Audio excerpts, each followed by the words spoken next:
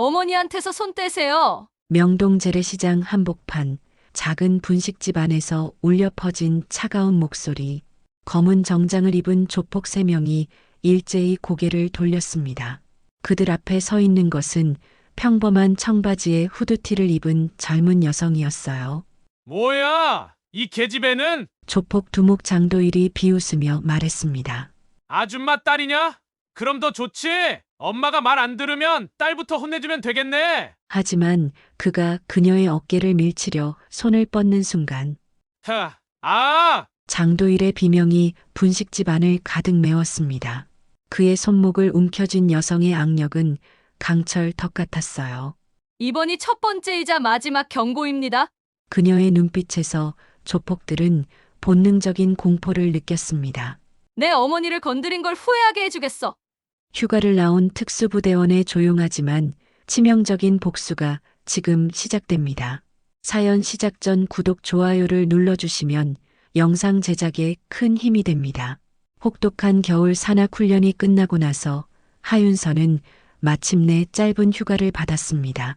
28살의 그녀는 대한민국 최정예 특수부대인 707특임단 소속으로 지난 2주 동안 설악산 깊숙한 곳에서 극한의 생존 훈련을 견뎌냈죠. 영하 15도의 혹독한 추위 속에서 최소한의 장비만으로 버텨내야 했던 훈련은 그녀의 정신력과 체력을 한계까지 시험했습니다. 차가운 바람이 얼굴을 스치는 가운데 윤서는 군용 더플백 하나만 어깨에 메고 부대를 나섰어요. 동료들과의 작별 인사도 간단했습니다.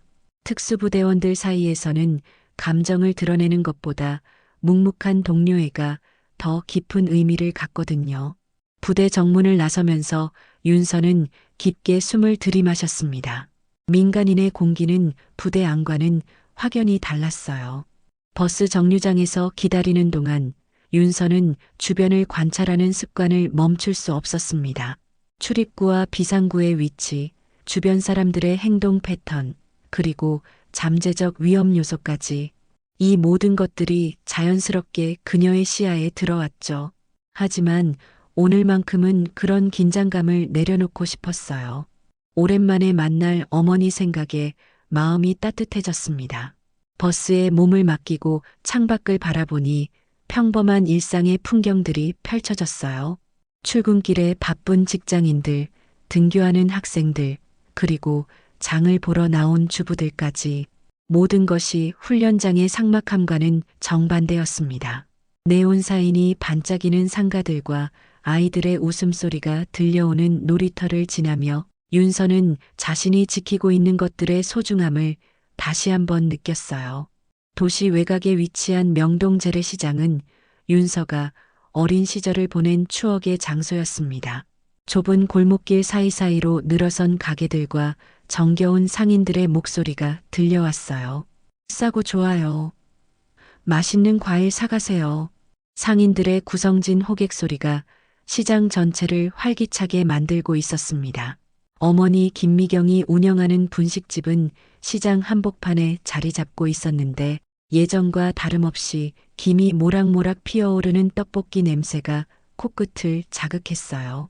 하지만 가게 앞에 다가갈수록 윤서의 표정이 굳어졌습니다. 평소라면 이 시간에 북적거려야 할 시장이 너무 조용했어요. 상인들의 얼굴에는 어두운 그림자가 드리워져 있었고 몇몇 가게는 아예 문을 닫아버린 상태였습니다. 손님들의 발길도 예전보다 현저히 줄어들어 보였어요. 윤서는 직감적으로 무언가 잘못되었다는 것을 느꼈습니다. 특수부대원으로서 훈련받은 그녀의 감각이 경고음을 울리고 있었거든요.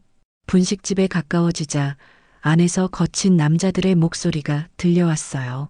그 소리는 분명 어머니를 향한 협박과 위협이었습니다. 윤서의 온몸에 긴장이 돌았고 특수부대원으로서의 본능이 깨어났죠. 그녀는 조용히 가게 창문 너머로 안을 들여다보았습니다. 어머니는 카운터 뒤에서 떨고 있었고 앞에는 검은 정장을 입은 남자 3명이 위압적인 자세로 서 있었어요. 아줌마, 이번이 마지막 기회라고 했잖아. 검은 정장의 사내가 김미경의 앞치마를 움켜쥐며 위협했습니다. 그의 목소리는 거칠고 냉혹했어요. 재개발 동의서에 도장 안 찍으면 이 가게 문 닫는 건 시간 문제야. 알겠어? 김미경은 공포에 질린 채 고개를 저었어요. 제발 좀 더 시간을 주세요. 이 가게가 저희 모녀에게는 전부라고요. 그녀의 목소리는 떨리고 있었지만 끝까지 버티려는 의지가 느껴졌습니다. 25년 동안 운영해온 분식집은 단순한 생계수단이 아니라 그녀 인생의 전부였거든요. 시간? 사내들 중 리더 격인 장도일이 비웃었죠. 그의 얼굴에는 잔인한 미소가 번졌어요. 벌써 석 달째 기다려줬는데 뭔 시간이 더 필요해? 다른 상인들은 다 알아서 하는데 아줌마만 왜 이렇게 고집을 부리는 거야? 장도일은 손으로 진열대 위의 그릇들을 밀어버렸습니다. 쨍그랑 소리와 함께 정성스럽게 닦아둔 그릇들이 바닥에 떨어져 산산조각 났어요. 김미경이 깜짝 놀라며 뒤로 물러섰지만 장도일은 더욱 가까이 다가갔습니다. 그의 눈빛에는 폭력적인 기운이 가득했어요. 이 정도로는 안 되겠네. 장도일이 김미경의 뺨을 향해 손을 들었을 때 분식집 문이 조용히 열렸어요. 윤서가 들어선 것입니다. 그녀의 얼굴은 평온해 보였지만 눈빛만큼은 얼음처럼 차가웠죠. 마치 사냥감을 노리는 맹수의 눈빛 같았어요. 어머니한테서 손 떼세요. 윤서의 목소리는 낮았지만 단호했습니다. 그 목소리에는 특수부대원만이 가질 수 있는 특별한 무게감이 담겨 있었어요. 장도일과 부하들이 일제히 고개를 돌렸습니다. 그들 앞에 서 있는 것은 평범한 청바지에 후드티를 입은 젊은 여성이었어요. 뭐야, 이 계집애는? 장도일이 윤서를 위아래로 훑어보며 비웃었어요. 아줌마 딸이냐? 그럼 더 좋지. 엄마가 말 안 들으면 딸부터 혼내주면 되겠네. 그의 말투에는 노골적인 경멸과 위협이 담겨 있었습니다. 김미경이 급하게 윤서를 말렸습니다. 윤서야, 어서 나가. 여긴 위험해. 하지만 윤서는 꿈쩍도 하지 않고 장도일을 응시했죠. 그녀의 시선에서 느껴지는 무언가가 장도일을 불편하게 만들었습니다. 마치 자신이 사냥감이 된 것 같은 기분이었어요. 마지막으로 한 번만 더 말할게요. 윤서가 한 걸음 앞으로 나섰어요. 그녀의 움직임은 유연하면서도 위협적이었습니다. 어머니한테서 당장 손 떼라고 했습니다. 그 순간 분식집 안의 공기가 팽팽하게 긴장했어요. 폭풍 전의 고요함 같은 순간이었습니다. 장도일은 윤서의 당돌한 태도에 화가 치밀었어요. 자신을 무시하는 듯한 그녀의 눈빛이 자존심을 건드렸습니다. 이 미친 계집애가 어디서 건방지게. 그가 윤서의 어깨를 밀치려 손을 뻗는 순간 모든 것이 시작되었습니다. 장도일의 손이 윤서의 어깨에 닿기도 전에 윤서의 손이 번개처럼 움직여 그의 손목을 낚아챘습니다. 그 순간 장도일은 자신의 손목이 강철 덫에 물린 것 같은 느낌을 받았어요. 윤서의 악력은 상상을 초월했습니다. 크악! 장도일의 입에서 고통스러운 비명이 터져 나왔어요. 손목뼈가 부서질 것 같은 극심한 고통에 그의 얼굴이 순식간에 하얗게 질렸습니다. 윤서는 그의 손목을 정확한 각도로 비틀며 아래로 꺾어내렸어요. 관절의 가동 범위를 정확히 아는 전문가의 솜씨였습니다. 이 미친년이. 장도일의 부하 중 한 명이 윤서에게 달려들었어요. 하지만 윤서는 장도일의 팔을 놓지 않은 채로 옆차기 한 번에 그를 제압했습니다. 정확히 명치를 노린 발차기였죠. 부하는 숨이 막힌 채 벽에 부딪히며 그대로 쓰러졌어요. 나머지 한 명도 윤서를 공격하려 했지만 윤서는 마치 춤을 추듯 우아하게 움직이며 그의 공격을 피했습니다. 그리고 정확한 위치에 무릎차기를 날려 그 역시 무력화시켰어요. 모든 일이 채 10초도 걸리지 않았습니다. 윤서의 움직임은 마치 미리 계산된 것처럼 정확하고 효율적이었어요. 김미경은 눈앞에서 벌어진 믿을 수 없는 광경을 멍하니 바라보고 있었어요. 자신의 딸이, 그 여리고 착하기만 하던 딸이 어떻게 저런 무서운 힘을 가지고 있는지 이해할 수 없었습니다. 마치 다른 사람을 보는 것 같았어요. 장도일은 극심한 고통 속에서도 윤서를 노려보며 이를 갈았어요. 너 뭔데? 보통 계집애가 아니지? 그의 목소리는 공포와 분노로 떨리고 있었습니다. 지금까지 수많은 사람들을 협박하고 폭행해왔지만 이런 경험은 처음이었거든요. 다시는 우리 어머니나 이 시장 상인들 앞에 나타나지 마세요. 윤서의 목소리는 얼음처럼 차가웠어요. 그 목소리에는 협상의 여지가 전혀 없었습니다. 이번이 첫 번째이자 마지막 경고입니다. 윤서는 장도일의 손목을 놓아주었습니다. 장도일은 부하들의 부축을 받으며 비틀거리며 일어났어요. 그의 얼굴에는 굴욕감과 분노가 뒤섞여 있었지만 윤서의 살기 어린 눈빛 앞에서는 감히 반항할 엄두를 내지 못했습니다. 그녀의 눈빛에서는 진짜 위험한 냄새가 났거든요. 두고 봐라. 오늘 일은 절대로 그냥 넘어가지 않을 거야. 장도일이 도끼를 품은 채 중얼거리며 분식집을 빠져나갔어요. 부하들도 아픈 몸을 이끌고 황급히 뒤따랐습니다. 그들의 뒷모습에서는 패배감과 모멸감이 역력히 느껴졌어요. 분식집 안에는 무거운 침묵이 흘렀습니다.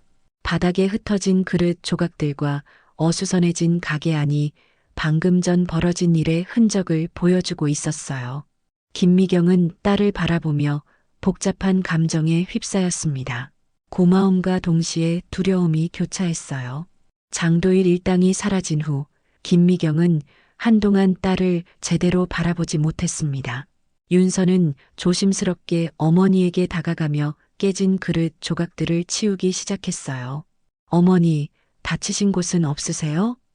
그녀의 목소리는 다시 평소의 따뜻함을 되찾았습니다. 괜찮다, 윤서야. 김미경의 목소리는 여전히 떨리고 있었어요. 그런데 너는 언제부터 그런 걸 할 수 있게 된 거냐? 어머니의 눈에는 놀라움과 함께 알 수 없는 두려움이 서려 있었습니다. 자신이 알던 딸과 방금 전 조폭들을 제압한 딸이 같은 사람인지 확신할 수 없었거든요. 윤서는 어머니의 팔을 살펴보다가 소매 끝에서 시퍼런 멍 자국을 발견했습니다. 어머니, 이건 뭐예요? 윤서의 목소리가 차갑게 가라앉았어요. 그 멍 자국은 명백히 폭행의 흔적이었습니다. 크기와 색깔로 봐서는 며칠 전에 생긴 것 같았어요. 김미경은 황급히 소매를 내리며 시선을 피했습니다. 아무것도 아니야. 그냥 일하다가 부딪힌 거고. 하지만 윤서는 이미 모든 것을 알아차렸어요. 어머니의 불안한 눈빛, 시장의 을씨년스러운 분위기, 그리고 방금 전 조폭들의 협박, 모든 것이 하나의 그림을 그리고 있었습니다. 어머니, 저분들이 전에도 왔었죠? 얼마나 오래됐어요? 윤서가 단호하게 물었습니다.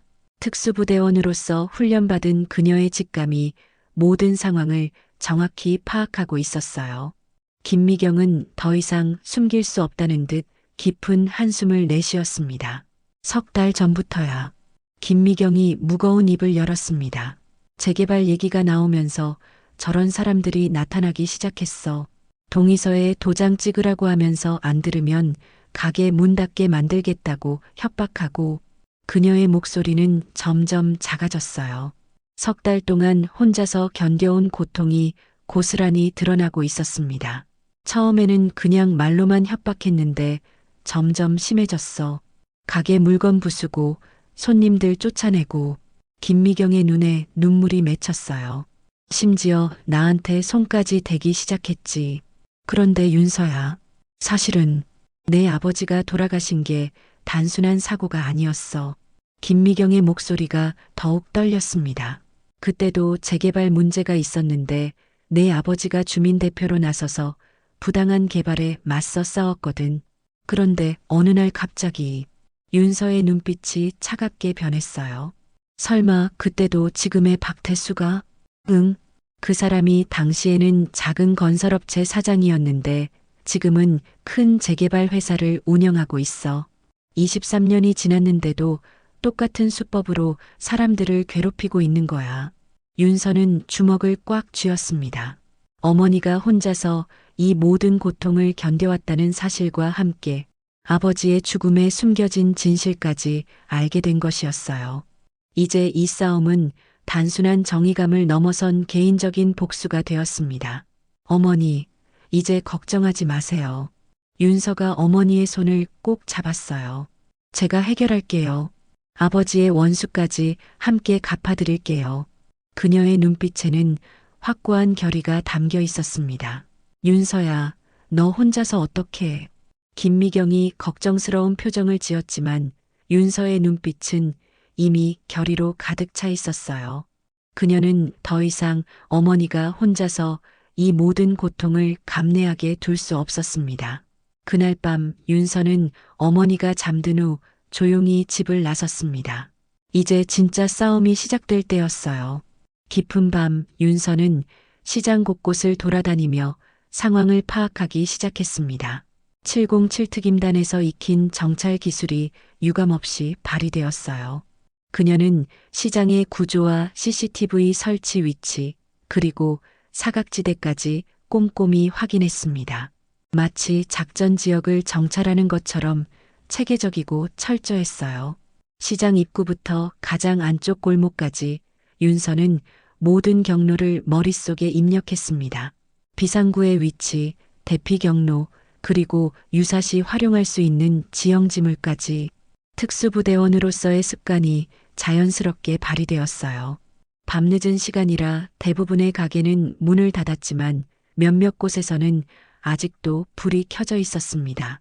며칠 동안 윤서는 낮에는 어머니의 분식집을 도우며 다른 상인들과 대화를 나누었어요. 처음에는 경계하던 상인들도 점차 마음을 열고 자신들이 겪고 있는 어려움을 털어놓기 시작했습니다. 그들의 이야기는 하나같이 절망적이었어요. 청오파라는 조직폭력배들이 재개발 업체와 손잡고 우리를 괴롭히고 있어요. 과일가게 사장 박순자가 한숨을 쉬며 말했습니다. 동의서에 도장 안 찍으면 가게 기물 부수고 손님들 쫓아내고 정말 못 살겠어요. 그녀의 얼굴에는 깊은 피로와 절망이 새겨져 있었어요. 관리사무소나 구청에는 신고 안 해보셨어요? 윤서가 물었지만 박순자는 쓴웃음을 지었어요. 그 사람들도 다 한통속이야. 신고해봤자 오히려 우리만 더 고생하게 돼. 어떤 상인은 신고했다가 더 심한 보복을 당했어. 생선가게 사장 이철수도 비슷한 이야기를 들려주었습니다. 처음에는 그냥 협박만 하더니 요즘에는 아예 대놓고 폭력을 써. 지난주에는 내 가게 진열대를 다 엎어버렸어.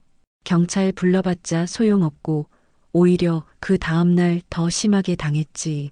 하지만 이철수는 다른 상인들과 달리 윤서에게 특별한 관심을 보였어요. 그런데 윤서 씨, 혹시 무슨 특별한 일을 하시나요? 어제 저 조폭들이 와서 난리를 쳤는데 오늘은 얌전하더라고요. 윤서는 조심스럽게 대답했습니다. 그냥 가만히 있을 수 없어서요. 우리 어머니와 시장 상인분들이 고생하시는 걸 보니까. 이철수가 윤서를 유심히 바라봤어요.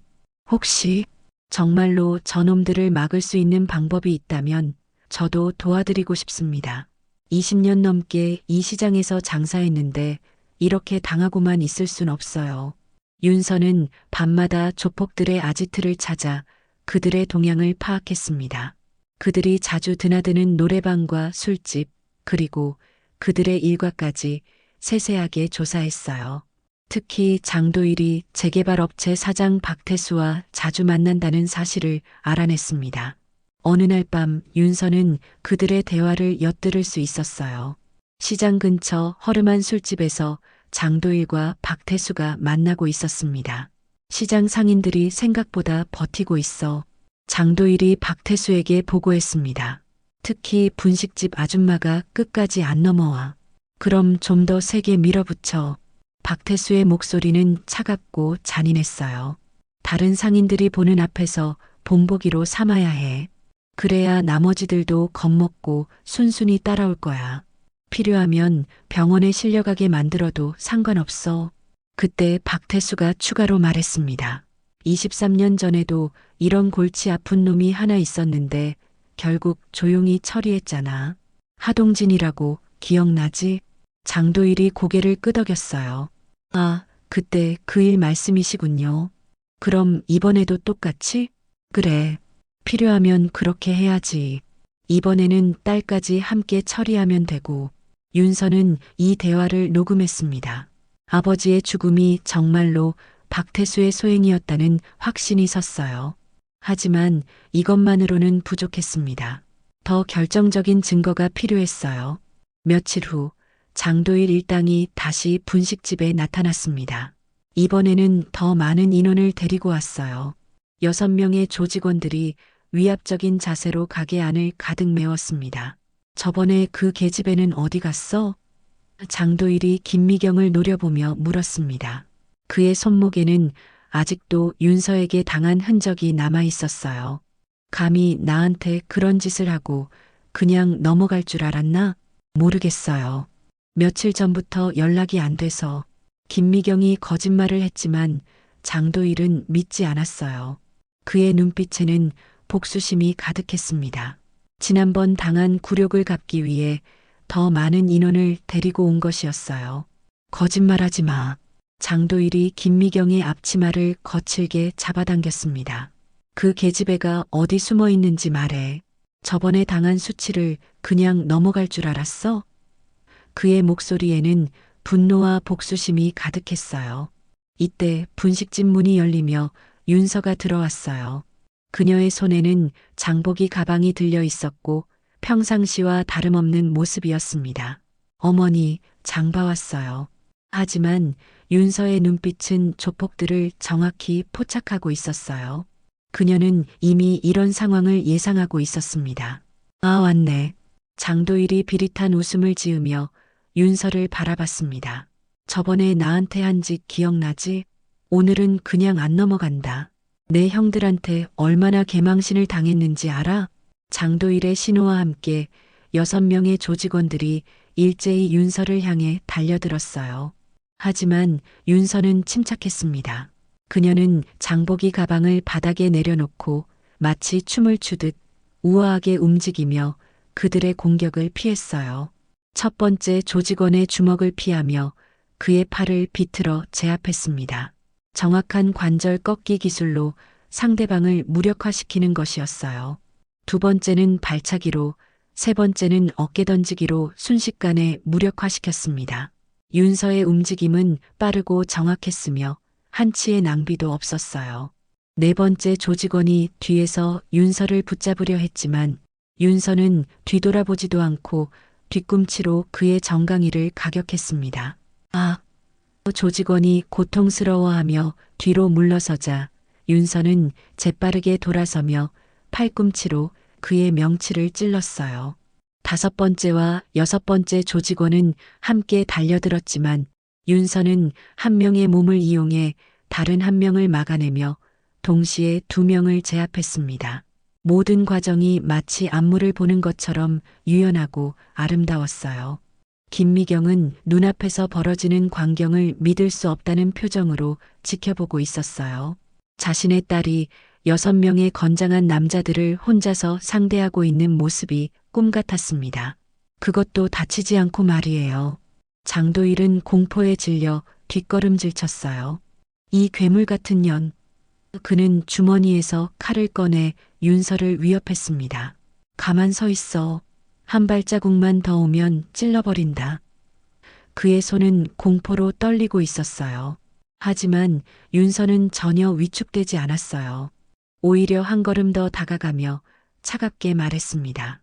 경고했을 텐데 다시는 우리 어머니 앞에 나타나지 말라고. 그녀의 목소리에는 절대적인 자신감이 담겨 있었어요. 순간 윤서의 손이 번개처럼 움직여 장도일의 손목을 잡았어요. 칼이 바닥에 떨어지는 소리와 함께 장도일의 비명이 울려 퍼졌습니다. 윤서는 그를 벽에 밀어붙이며 낮은 목소리로 경고했어요. 다음번에는 손목으로 끝나지 않을 겁니다. 당신들 뒤에 누가 있든 상관없어요. 다시 한 번만 더 우리 어머니나 시장 상인들을 괴롭히면 그때는 정말로 가만두지 않겠습니다. 윤서의 눈빛에는 진짜 살기가 서려 있었어요. 장도일은 극도의 공포에 사로잡혀 고개를 끄덕였습니다. 그리고 부하들과 함께 비틀거리며 분식집을 빠져나갔어요. 하지만 그의 눈빛에는 여전히 복수심이 남아 있었습니다. 분식집 밖에서 이 모든 상황을 지켜보던 생선가게 사장 이철수는 마침내 결심을 굳혔어요. 그는 조용히 자신의 핸드폰을 꺼내 윤서가 미리 알려준 번호로 문자를 보냈습니다. 조폭들이 또 왔다가 갔습니다. 윤서 씨가 혼자 다 해결했어요. 정말 대단합니다. 장도일과 조직원들이 꽁무니를 빼고 도망간 후 분식집에는 무거운 침묵이 흘렀습니다. 김미경은 딸을 바라보며 복잡한 감정에 휩싸였어요. 자랑스러움과 동시에 두려움이 교차했습니다. 자신의 딸이 이렇게 강한 사람이었다는 사실이 놀라우면서도 한편으로는 무서웠어요. 윤서야. 김미경이 조심스럽게 입을 열었어요. 너 정말 괜찮은 거지? 저 사람들이 복수하러 오면 어떡하니? 어머니의 목소리에는 걱정이 가득했습니다. 딸이 강하다는 것을 알았지만 상대방도 만만치 않아 보였거든요. 걱정하지 마세요, 어머니. 윤서가 어머니의 손을 잡았습니다. 제가 모든 걸 해결할 테니까요. 이제 정말로 끝낼 거예요. 그녀의 눈빛에는 확고한 결의가 담겨 있었어요. 하지만 윤서의 예상과 달리 며칠 후 상황은 급격히 악화되었어요. 청오파의 배우 인물인 박태수가 직접 나선 것입니다. 그는 더 이상 장도일 같은 하수인들에게 맡길 수 없다고 판단했어요.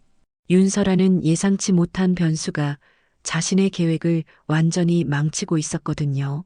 박태수는 냉혹하고 계산적인 사업가였습니다.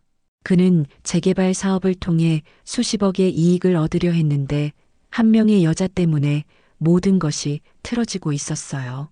더욱이 그녀가 23년 전 자신이 제거했던 하동진의 딸이라는 사실을 알게 되자 더욱 극단적인 방법을 선택하기로 했습니다. 어느 날 저녁 김미경에게 의문의 전화가 걸려왔습니다. 분식집 사장이지? 딸 목숨이 소중하면 혼자서 나와. 주소는 문자로 보낼 테니까 1시간 안에 와. 경찰에 신고하거나 딸한테 말하면 둘 다 죽는다고 생각해. 김미경은 공포에 질렸지만 딸에게 해가 갈까 두려워 윤서에게는 아무 말도 하지 못했어요. 그녀는 떨리는 손으로 외투를 입고 집을 나섰습니다. 하지만 윤서는 이미 어머니의 이상한 행동을 눈치채고 있었어요. 윤서는 어머니의 핸드폰에 미리 설치해둔 위치 추적 앱을 확인했습니다. 어머니가 향하는 곳은 시장에서 멀리 떨어진 폐공장이었어요.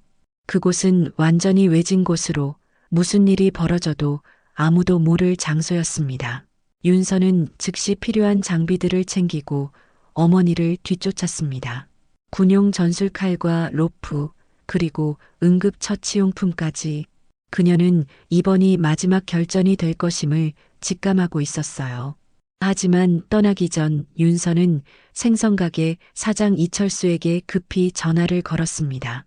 이철수 아저씨, 지금 위험한 상황이에요. 혹시 제가 1시간 안에 연락이 안 오면 이 주소로 경찰에 신고해 주세요. 윤서는 폐공장의 주소를 알려주었어요.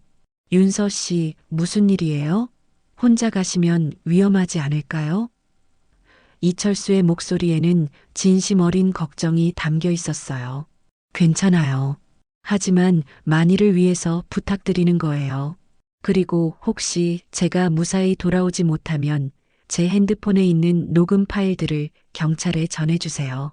폐공장에는 박태수와 수십 명의 조직원들이 매복해 있었어요. 그들은 김미경이 나타나자마자 그녀를 결박하고 폭행하기 시작했습니다. 내 딸이 우리를 우습게 봤나 보더라. 박태수가 냉소적으로 웃으며 말했어요. 23년 전에 내 남편도 똑같이 우리를 귀찮게 했었지. 결국 어떻게 됐는지 알지? 박태수의 말에 김미경의 얼굴이 창백해졌어요. 제발, 딸한테는 손대지 말아주세요. 김미경이 눈물을 흘리며 애원했지만 박태수는 오히려 더 잔인한 미소를 지었습니다. 걱정 마. 곧 딸도 여기 올 테니까. 그럼 가족이 함께 죽을 수 있어. 아버지처럼 말이야. 그때 폐공장의 어둠 속에서 윤서가 나타났어요. 그녀의 손에는 군용 전술칼이 들려 있었고 온몸에서는 살기가 뿜어져 나오고 있었습니다. 내 어머니에게서 당장 떨어져라. 윤서의 목소리는 지옥에서 올라온 듯 차갑고 무거웠어요. 박태수는 윤서의 등장에 회심의 미소를 지었어요. 올 줄 알았다. 하동진의 딸답게 똑같이 무모하군. 이제 가족이 함께 죽을 수 있겠네. 그의 신호와 함께 수십 명의 조직원들이 윤서를 포위했습니다. 한편 이철수는 시계를 보며 초조하게 기다리고 있었어요. 윤서가 말한 1시간이 거의 다 되어가고 있었습니다. 공격해. 박태수의 명령과 함께 수십 명의 조직원들이 일제히 윤서를 향해 달려들었습니다. 그들의 손에는 쇠파이프와 칼 등의 흉기가 들려 있었어요. 하지만 윤서는 전혀 위축되지 않았습니다. 오히려 그녀의 눈빛이 더욱 차갑게 빛났어요. 폐공장은 순식간에 아수라장으로 변했어요. 윤서는 어둠을 이용해 적들의 시야를 차단하며 하나씩 제압해 나갔습니다. 그녀의 움직임은 마치 그림자처럼 빠르고 정확했어요. 707특임단에서 익힌 모든 기술이 총동원되었습니다.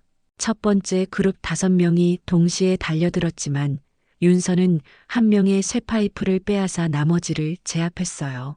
금속이 부딪히는 소리와 함께 조직원들의 비명이 울려 퍼졌습니다. 윤서는 급소를 정확히 노려 상대방을 무력화시켰지만 생명에는 지장이 없도록 조절했어요. 두 번째 그룹이 뒤에서 기습하려 했지만 윤서는 이미 그들의 움직임을 파악하고 있었습니다. 뒤돌아보지도 않고 뒤차기로 한 명을 제압하고 재빠르게 돌아서며 나머지를 상대했어요. 그녀의 전술칼이 어둠 속에서 번뜩이며 적들을 위협했습니다. 아버지의 원수를 갚아드리겠습니다. 윤서가 조직원들을 제압하며 중얼거렸어요.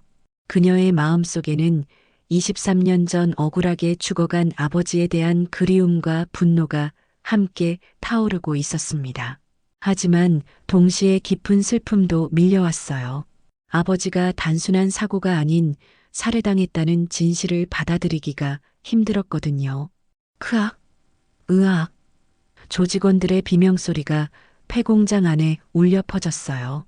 윤서는 치명적이지 않은 선에서 적들을 제압해 나갔습니다. 어깨나 다리를 노려 움직임을 봉쇄하는 것이었어요. 그녀의 목적은 살상이 아니라 무력화였습니다. 하지만 매 순간마다 어머니가 결박당해 있는 모습이 눈에 아른거려 가슴이 조여왔어요. 박태수는 눈앞에서 벌어지는 믿을 수 없는 광경에 공포를 느꼈습니다. 자신이 데려온 수십 명의 조직원들이 한 명의 여자에게 속수무책으로 당하고 있었어요. 이 괴물 같은 년, 정말 하동진의 딸이구나. 그의 목소리는 공포로 떨리고 있었습니다. 15분 정도가 지나자 박태수를 제외한 모든 조직원들이 바닥에 쓰러져 신음하고 있었어요. 윤서는 수만 번 크게 고르며 박태수 앞에 섰습니다. 당신이 내 아버지를 죽인 박태수군요. 윤서의 목소리는 지옥에서 올라온 듯 차갑고 무거웠어요. 하지만 그 순간 윤서의 가슴 속에는 복잡한 감정들이 소용돌이치고 있었습니다. 분노와 복수심, 그리고 깊은 슬픔이 뒤엉켜 있었어요. 23년 동안 아버지에 대한 기억은 사고로 돌아가신 분이었는데 이제 그 모든 것이 거짓이었다는 사실을 받아들여야 했거든요. 어린 시절 아버지의 따뜻한 손길, 함께 걸었던 시장 골목길, 그 모든 추억들이 새롭게 아프게 다가왔습니다. 박태수는 본능적인 공포에 사로잡혀 뒷걸음질 쳤습니다. 제발 살려줘. 그때 일은 내가 한 게 아니야. 하지만 윤서의 눈빛은 조금도 흔들리지 않았어요. 그녀는 박태수의 가슴팍을 발로 짓누르며 차갑게 말했습니다. 23년 전 우리 아버지를 죽이고 지금까지 수많은 사람들을 괴롭혀온 죗값을 치르세요. 윤서는 박태수의 휴대폰을 빼앗아 그가 녹음한 대화들과 문서들을 확인했어요. 결정적인 증거들이 가득했습니다. 그때 폐공장 밖에서 사이렌 소리가 울려 퍼지기 시작했어요. 이철수가 약속된 시간에 맞춰 경찰에 신고한 것입니다. 그는 윤서가 준 주소로 경찰을 안내했고 동시에 윤서의 핸드폰에 저장된 모든 증거 자료들도 함께 제출했어요. 윤서 씨가 혼자서 이 모든 걸 준비했습니다. 이철수가 경찰에게 설명했어요. 저희 시장 상인들을 위해서 목숨을 걸고 싸우고 있어요. 박태수와 조직원들은 모두 현장에서 체포되었고 윤서가 수집한 증거들과 이철수가 제출한 자료들이 결정적인 역할을 했어요. 특히 박태수가 23년 전 하동진을 죽였다는 자백까지 녹음되어 있어서 모든 진실이 밝혀졌습니다. 어머니를 구해낸 후 윤서는 폐공장 밖에서 잠시 혼자 서 있었어요. 아드레날린이 빠지면서 몸이 떨리기 시작했습니다. 전투 중에는 느끼지 못했던 긴장감과 두려움이 밀려왔어요. 만약 내가 조금만 늦었다면, 만약 어머니에게 무슨 일이 생겼다면 하는 생각들이 머릿속을 맴돌았습니다. 윤서는 주저앉아 조용히 울었어요. 아버지에 대한 그리움, 어머니를 보호하지 못했다는 자책감, 그리고 이 모든 진실을 이제야 알게 된 것에 대한 복잡한 감정들이 한꺼번에 터져 나왔습니다. 강철같이 단단했던 특수부대원의 마음도 결국 딸이자 어머니를 사랑하는 한 사람의 인간이었거든요. 며칠 후 재판에서 박태수와 청우파 조직원들은 모두 유죄 판결을 받았습니다. 박태수는 살인죄까지 추가로 기소되어 무기징역을 선고받았어요. 윤서가 수집한 녹음 파일과 서류들, 그리고 피해자들의 증언이 결정적인 역할을 했습니다. 특히 재개발 과정에서의 불법 행위와 조직적인 협박이 모두 드러나면서 관련된 공무원들까지 줄줄이 구속되었어요. 윤서는 정당방위로 인정받아 무혐의 처분을 받았습니다. 오히려 시장 상인들과 지역 주민들은 윤서를 영웅으로 칭송했어요. 명동 재래시장은 다시 활기를 되찾았고 상인들의 얼굴에도 웃음이 돌아왔습니다. 김미경은 딸을 꼭 껴안으며 뜨거운 눈물을 흘렸습니다. 정말 고생 많았다, 우리 딸. 아버지도 하늘에서 자랑스러워 하실 거야. 그녀의 목소리에는 자랑스러움과 감사함이 가득했어요. 윤서 역시 어머니의 품에서 그동안의 긴장을 풀며 조용히 눈물을 흘렸습니다. 어머니, 정말 죄송해요. 제가 더 일찍 알았다면. 윤서가 어머니에게 사과했지만 김미경은 고개를 저었어요. 아니야, 윤서야. 내가 있어서 엄마가 살았어. 그리고 아버지의 억울함도 풀렸고. 어머니의 말에 윤서는 더욱 눈물을 흘렸습니다. 아버지에 대한 기억들이 새롭게 정리되면서 그리움과 슬픔이 동시에 밀려왔거든요. 이철수를 비롯한 시장 상인들도 윤서에게 깊은 감사를 표했어요. 윤서 씨 덕분에 우리가 살았습니다. 정말 고맙습니다. 이철수가 눈물을 글썽이며 말했습니다. 작은 도움이나마 드릴 수 있어서 다행이었어요. 아니에요, 이철수 아저씨. 아저씨가 용기를 내주지 않았다면 저도 어머니도 위험할 뻔했어요. 윤서가 진심으로 감사 인사를 건넸습니다.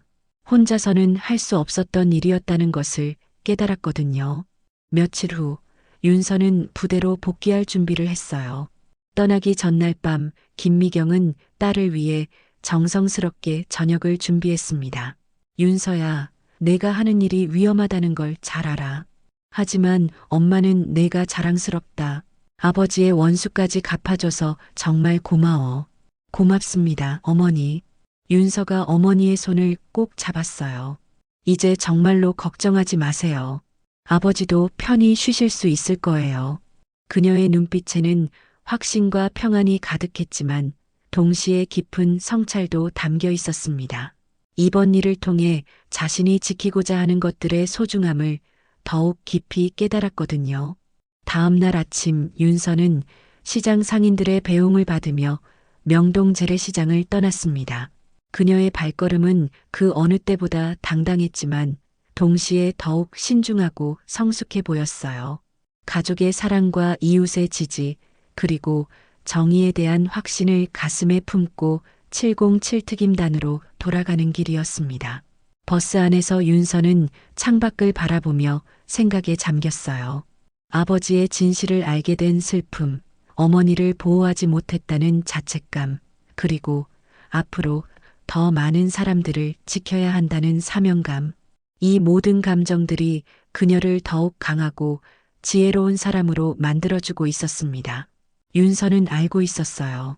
세상에는 여전히 많은 불의와 어둠이 존재하지만 그것에 맞서 싸우는 사람들과 그들을 지지하는 이웃들이 있는 한 희망은 사라지지 않는다는 것을.